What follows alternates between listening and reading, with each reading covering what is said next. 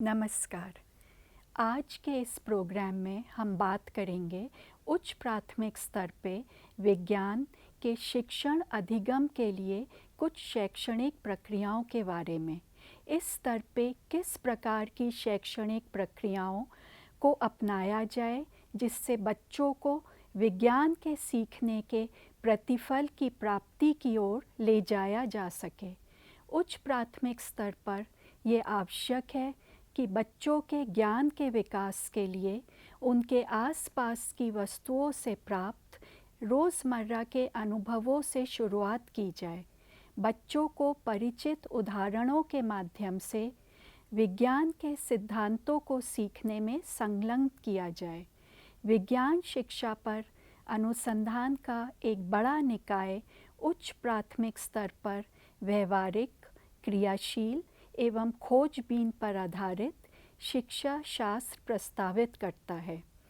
इस प्रकार सीखने की प्रक्रिया में विज्ञान की वैज्ञानिक अवधारणाओं को मुख्यतः गतिविधियों, प्रयोगों एवं सर्वेक्षणों के माध्यम से समझने का प्रयास किया जाना चाहिए।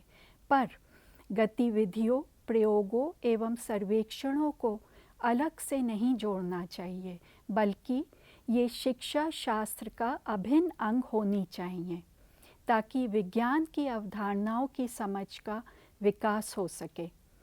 गतिविधियों के माध्यम से अवधारणाओं को समझने के लिए बच्चों को ये सब खुद करने का मौका देना होगा। उन्हें ज्ञान के निर्माण की प्रक्रिया में सक्रिय रूप से संलग्न करना होगा, जहाँ शिक्षक की भूमिका एक उत्प्रेरक की होनी चाहिए जो विद्यार्थियों को प्रोत्साहित करता है अभिव्यक्ति के लिए और ज्ञान सृजन के क्रम में व्याख्या और विश्लेषण के लिए। इस प्रकार ये महत्वपूर्ण है कि शिक्षक विज्ञान की प्रक्रिया और ज्ञान के निर्माण में संलग्न होने के लिए बच्चों को उचित अवसर प्रदान करें। सभी बच्चों को प्रोत्साहित किया जाए कि वे समूहों में या व्यक्तिगत रूप से संवेदी अंगों के प्रयोग के द्वारा चारों ओर के परिवेश, प्राकृतिक प्रक्रियाओं तथा परिघटनाओं की खोजबीन करें। बच्चे प्रश्न उठाएं और प्रश्नों के उत्तरों की खोज करें। मनन, परिचर्चा, उपयुक्त गतिविधियों के डिज़ाइन तथा क्रियान्वयन, रोल प्ले, वाद विवाद, ICT के उपयोग इत्यादि के माध्यम से बच्चे गतिविधि, प्रयोग, सर्वेक्षण, क्षेत्र भ्रमण आदि के दौरान किए गए अवलोकनों का रिकॉर्ड रखें।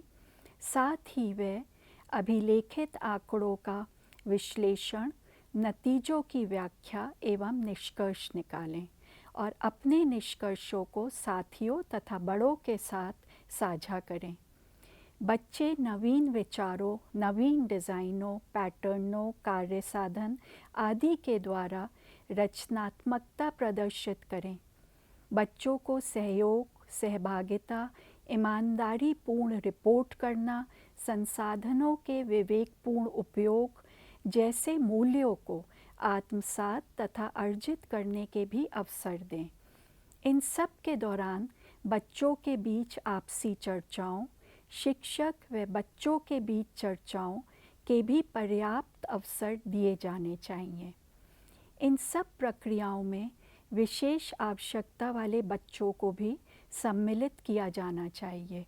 ऐसे बच्चे लाभान्वित होते हैं यदि उन्हें अपने अनुकूलित गतिविधियाँ, अनुकूलित उपकरण, अतिरिक्त समय, ICT का उपयोग, किसी वयस्क या साथी का सहयोग आदि उपलब्ध कराया जाए। विद्यालय में और आसपास की जाने वाली समूह गतिविधियाँ, सर्वेक्षण, आंकड़ों का व्यवस्थापन तथा प्रदर्शनियों के माध्यम से प्रदर्शन शिक्षण अधिगम के महत्वपूर्ण घटक होने चाहिए।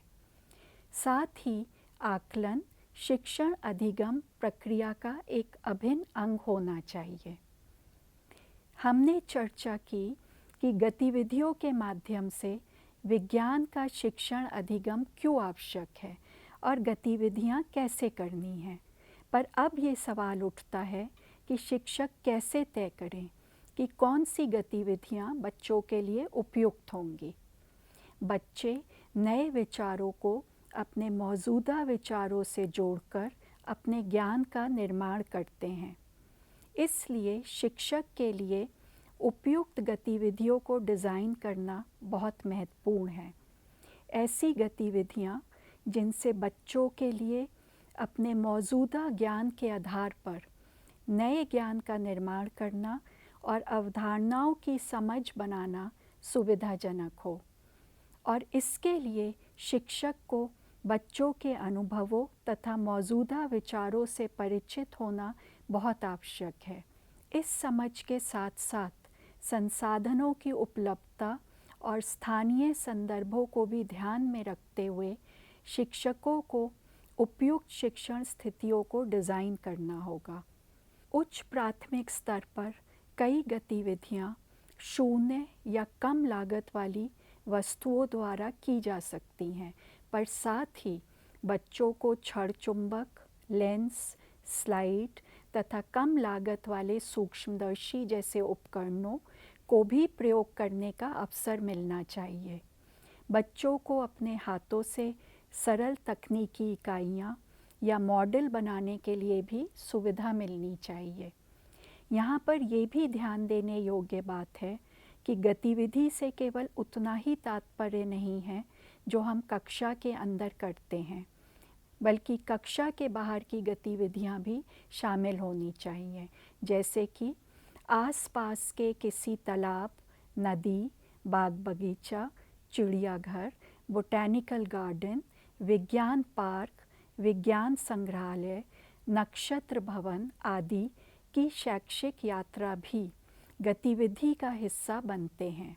इसके अलावा भिन्न भिन्न संसाधन जैसे कि विज्ञान किट, ICT, विभिन्न रूपों में कला शिक्षा, शैक्षिक खेल आदि, इन सभी को विवेकपूर्ण रूप से आवश्यकता के अनुसार नियोजित किया जा सकता है, जिससे शिक्षण अधिगम की प्रक्रिया समृद्ध हो सके।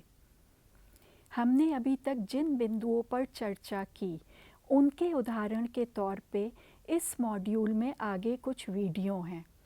इन वीडियो में प्रस्तुत किया गया है कि बच्चों की रोज़मर्रा की ज़िंदगी के अनुभवों को ध्यान में रखते हुए सीखने के प्रतिफलों एवं मूल्यांकन को एकीकृत करते हुए समावेश संबंधी चिंताओं को ध्यान में रखते हुए उपयुक्त सीखने की स्थितियों को डिज़ाइन करके किस प्रकार बच्चों में विज्ञान की अवधारणाओं की समझ का विकास किया जा सकता है।